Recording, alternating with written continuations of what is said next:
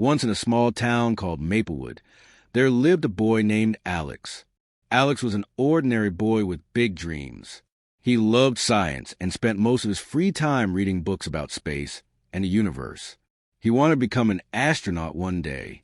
But in a town where everyone dreamed of being something practical, like a teacher or a farmer, Alex often felt out of place. His classmates, including Jake, Emma, and Mia, teased him for thinking so high. They would laugh and say, "You can't even jump high? How can you fly to space?" One sunny afternoon, their teacher, Mrs. Reed, announced a science fair that would be held in 2 months. She encouraged everyone to come up with creative projects that would amaze the judges. "This is your chance to shine," she said. Alex's heart raced with excitement. He knew this was his moment to show everyone how great his ideas were. As the weeks went by, Alex began to work hard on his project. He decided to build a model rocket that could actually launch. He gathered materials like cardboard, plastic bottles, and tape. He spent every spare moment after school designing and testing. Mia, who sat next to him in class, would often peek at his work and smirk. "You really think you can make that thing fly?" she would say. One day, while working in his garage, Alex had an idea. He remembered reading about rocket fuel and how it worked. He felt brave and decided to try making a small amount. He followed safety instructions carefully. He was excited, but he knew he needed to be careful. On the night before the science fair, he finished his model. It was colorful with bright flames painted on the sides. Alex felt proud. The next day, the school gym was filled with posters and projects. There were volcanoes erupting with vinegar and baking soda, and huge posters about dinosaurs. But Alex's little booth stood out with its shiny model rocket. As the judges walked around, Alex smiled nervously, hoping they would like his project. When Jake and Emma passed by, they laughed loudly. "That tiny thing won't ever fly," Jake said, pointing at the rocket. Emma added, "Yeah, right? What do you know about space?" Alex's heart sank a little, but he remembered why he was doing this. He wanted to show everyone that even small dreams could go big. After the judges finished visiting other projects, it was time for the demonstrations. Alex took a deep breath as he stood in front of everyone. He explained how rockets worked and how his model was built. He even shared some facts he learned about real astronauts who traveled to space. Some students listened thoughtfully, while others giggled. When it was finally time to launch his rocket, Alex felt a wave of nervousness wash over him. He placed the rocket on a small launch pad he had made from a cardboard box and showed everyone the ignition switch. "Here goes nothing," he whispered to himself, and pushed the button. At first, nothing happened. The crowd's laughter grew louder. But then, with a powerful whoosh, the rocket soared into sky.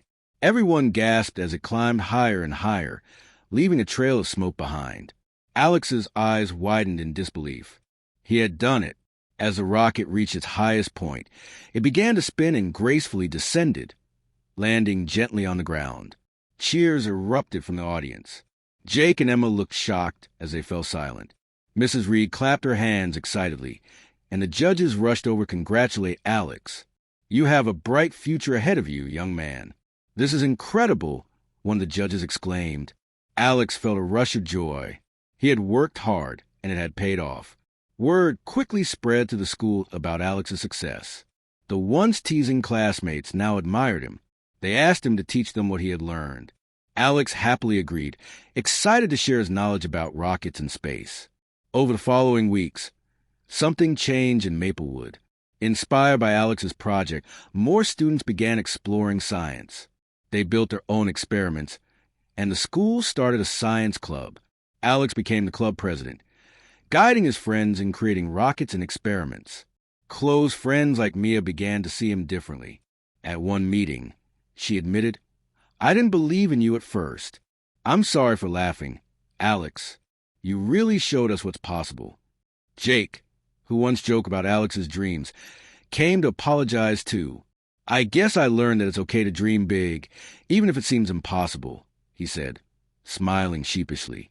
Alex felt happy, not only because he proved them wrong, but because he inspired them to dream. One afternoon, while everyone was launching their own rockets at Park, Alex looked around and saw his friends laughing, learning, and having fun. He realized that he could follow his dream and bring others along with him on the journey. Months later, on a warm summer day, Alex received a letter in the mail. It was an invitation to attend a summer camp for young scientists. His heart raced with excitement. He had worked hard, and now he would get a chance to learn more about space and meet other kids who loved science just as much as he did. The day before he left for camp, he sat down with his parents. "I'm really excited about this opportunity," he said. His parents smiled proudly. "Remember, Alex, it's your passion and determination that will take you far," his father said. With a smile, Alex nodded. He knew that laughter could either hurt or inspire. He had faced laughter and doubt, but he changed that sound into cheers of encouragement. With his dreams in sight and a whole new world of possibilities ahead, Alex eagerly embraced the future, ready to reach for the stars.